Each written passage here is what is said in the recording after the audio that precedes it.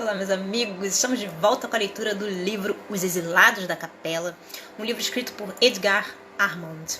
E hoje nós estamos no capítulo 17, que fala sobre o dilúvio bíblico. É um evento assim histórico.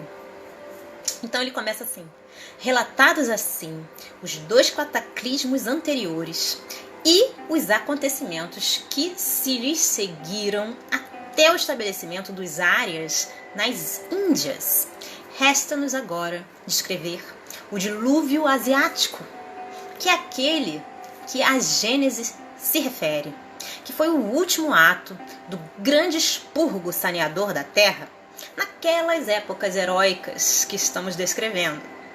Eis como Moisés relata o pavoroso evento. Abrindo aspas, citando Moisés: esteve o dilúvio 40 dias sobre a terra, e todos os altos montes que haviam debaixo de todo o céu foram cobertos. E expirou toda a carne que se movia sobre a terra. Tudo que tinha fôlego de espírito de vida sobre a terra, tudo que havia no seco, morreu. E ficou somente Noé e os que estavam com ele na arca. Fecha aspas. E agora, a narração sumério-babilônica feita por Xisuthros, rei da 10ª dinastia, considerado o Noé caldaico. Abrindo aspas. O Senhor do impenetrável abismo anunciou a vontade dos deuses, dizendo: homem de Surripac, faz um grande navio e acaba-o logo. Eu destruirei toda a semente da vida com um dilúvio. E prossegue o narrador dizendo: quando chamas veio, no tempo prefixado, então uma voz celestial bradou: à noite farei chover copiosamente. Entra no navio e fecha a porta. Quando o sol desapareceu, fui preso do terror. Entrei e fechei a porta. Durante 6 dias e 6 noites, o vento soprou e as águas do dilúvio submergiram a terra. Cheio de dor, contemplei então o mar. A humanidade em lodo se convertera, e como caniços os cadáveres boiavam.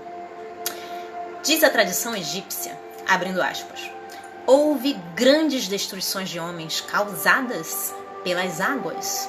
Os deuses, querendo expurgar a terra, submergiram-na. E a tradição persa acrescenta: a luz do Ized, da chuva brilhou na água durante 30 dias e 30 noites. E ele mandou chuva sobre cada corpo por espaço de 10 dias. A terra foi coberta de água até a altura de um homem. Depois, toda aquela água foi outra vez encerrada. E os códigos esotéricos hindus narram o seguinte: o dia de Brahma não estava ainda terminado quando se levantou a cólera do varão celeste, dizendo: por quê? Transformando minha substância, criei o éter. Transformando o éter, criei o ar. Transformando a luz, criei a água. Transformando a água, criei a matéria. Por que projetei na matéria o germe universal, do qual saíram todas as criaturas animadas? E eis que os animais se devoram entre si, que o homem luta contra seu irmão, desconhece minha presença, e outra coisa não faz que destruir minha obra, que por toda parte triunfa o mal contra o bem. Sem atender à eclosão das idades, estenderei a noite sobre o universo e reentrarei no meu repouso. Farei reentrarem as criaturas na matéria, a matéria na água, a água na luz, a luz no ar, o ar no éter, e este na minha própria substância. A água da qual saíram as criaturas animadas destruirá as criaturas animadas. Mas continua a narração. Vishnu, ouvindo estas palavras, dirigiu-se a Brahma e pediu-lhe que lhe permitisse a ele mesmo intervir pessoalmente, para que os homens não fossem todos destruídos e pudessem se tornar melhores futuramente.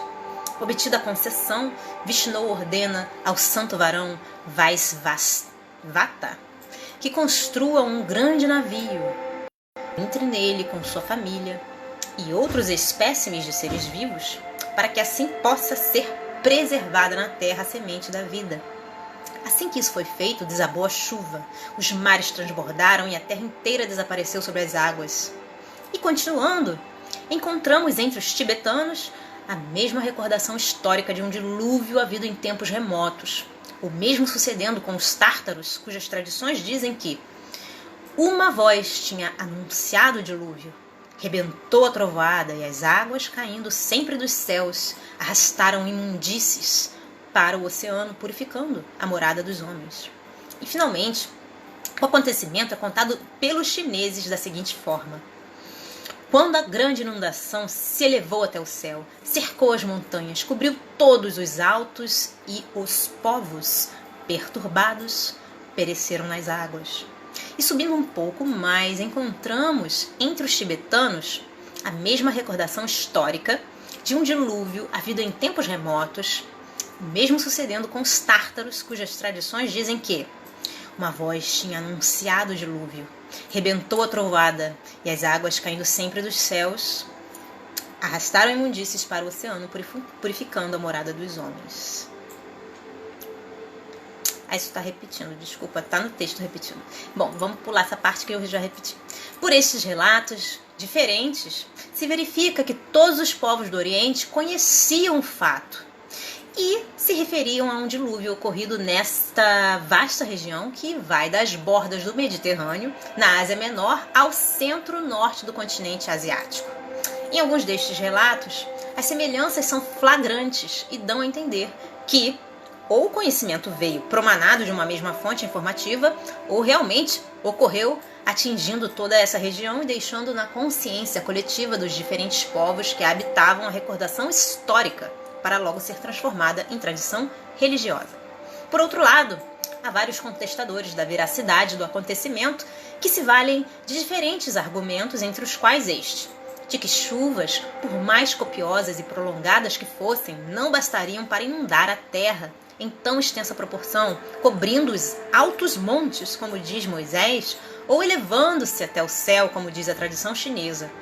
Atenda-se, porém, para o fato de que o estilo oriental de narrativas é sempre hiperbólico, como também note-se que os testemunhos de alguns outros povos, como por exemplo o persa, não vão tão longe em tais detalhes, e os egípcios, que estão situados tão próximos da Palestina, são ainda mais discretos, afirmando unicamente que a terra foi submergida.